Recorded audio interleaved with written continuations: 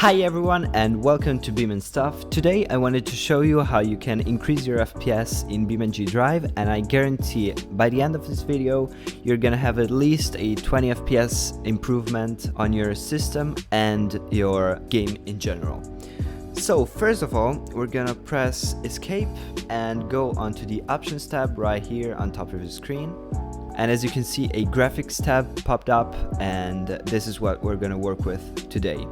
So these are my settings. They are pretty high. I actually used the high preset and changed some stuff to it. But yeah, we're gonna start by saying that BeamNG really does help you get an understanding of what performance you can actually expect to have. For example, if you have a good computer, you're gonna go onto the high and ultra presets, and of course if you have a lower end PC, you're gonna go onto the low preset. These presets are actually pretty good, but they are not optimized for your system and not really optimized for optimal FPS. So first things first, we're gonna go onto the grass density and change it down to about half of the slider, and this is actually gonna have a minimal improvement. It's gonna give you about a 5 FPS increase, and it's actually pretty good.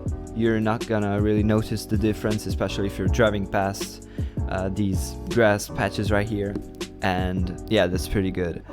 Then if you have the anisotropy filter to 8, you're gonna go on to the X4 option.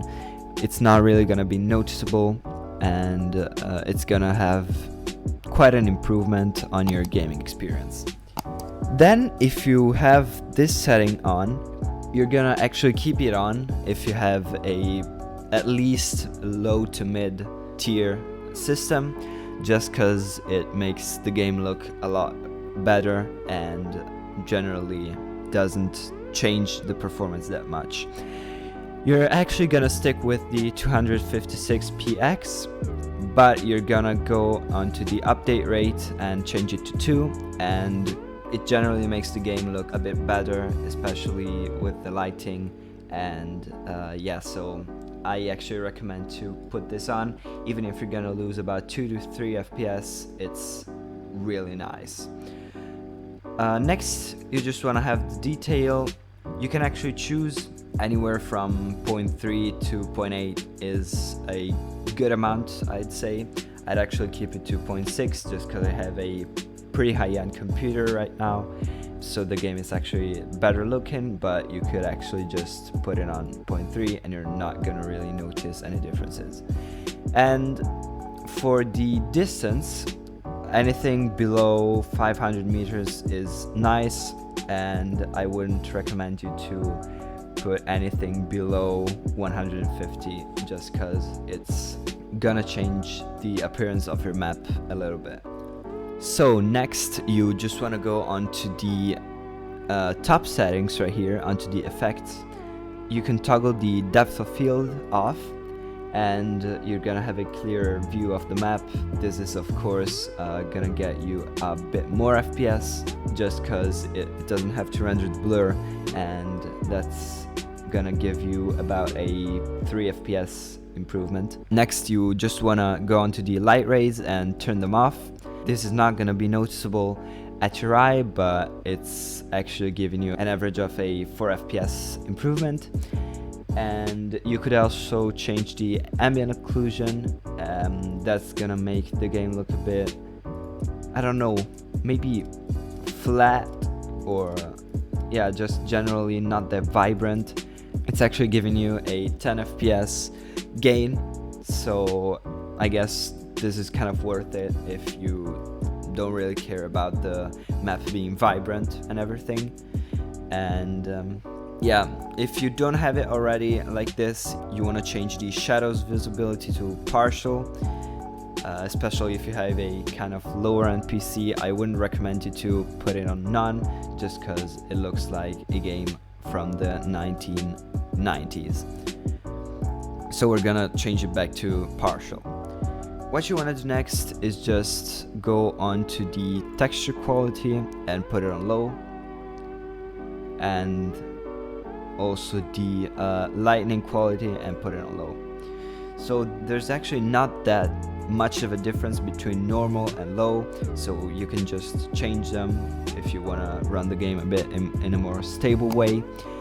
And of course the shader quality, you also want to put it on low. And yeah, that's actually pretty much it. Damn, what happened? Alright, so that's pretty much it for the like mid-range computers, and also the high range. Of course, if you have a high range, you of course want to go onto these two presets. But now we're gonna go onto the low presets, because I know some of you have really bad PCs and that's not really nice to have. I'm sorry for you guys. As you can see, it put everything on low. The filter has actually stayed the same, and the grass density has also stayed the same. I'd recommend you to put this on about a third of the way, so, or actually even less if you really want to. Yeah, you're not gonna notice any really visible difference, and yeah, that's not that bad. I'd recommend you to keep the anti-aliasing just because it looks kind of odd, and yeah, not that smooth without it. So yeah, the creases in the car are actually pretty big, so I'd recommend you to leave that on. And even if you have like a really potato PC, you wanna have it like that.